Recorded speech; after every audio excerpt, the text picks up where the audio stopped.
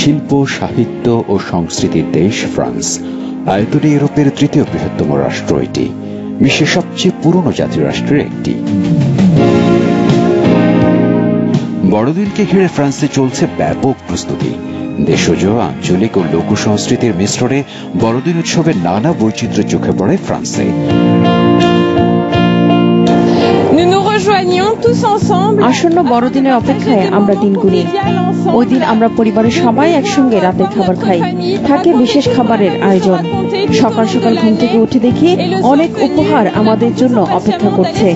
চমৎকার ওই দিনে আমরা ভীষণ আনন্দে থাকি। বাংলা ভিশন ও বাংলাদেশের সবার জন্য বড়দিনের শুভেচ্ছা। নগরীর সড়কগুলো সাজানো হয়েছে নতুন সাজে। শপিং মলগুলোতে চলছে কেনাকাটার ধুম। বড়দিনের আনন্দ অনেক। এটা ধর্মীয় উৎসব। সারা বছর পর সবাই একসাথে হওয়ার সুযোগ। প্রচুর খাওয়া দাওয়া আর হাসি ঠাট্টায় দিন কাটে। সবার কাছ থেকে উপহার পাওয়া যায়। বাংলাদেশের সবাইকে বড়দিনের শুভেচ্ছা। বন নোয়েল বাংলাদেশ। খ্রিস্টান ধর্মাবলম্বীরা মনে করেন মানব জাতির উদ্ধারকর্তা হিসাবে আবির্ভাব হয়েছিল যিশু খ্রিস্টের। আজ বিশ্বজুড়ে মানুষের নৈতিক দৈন্যতার কারণে হিংসা, বিদ্বেষ, হানাহানি। আর বড়দিন সেই দৈন্যতা ও সংকীর্ণতার ঊর্ধ্বে ওঠার শিক্ষাই দেয়।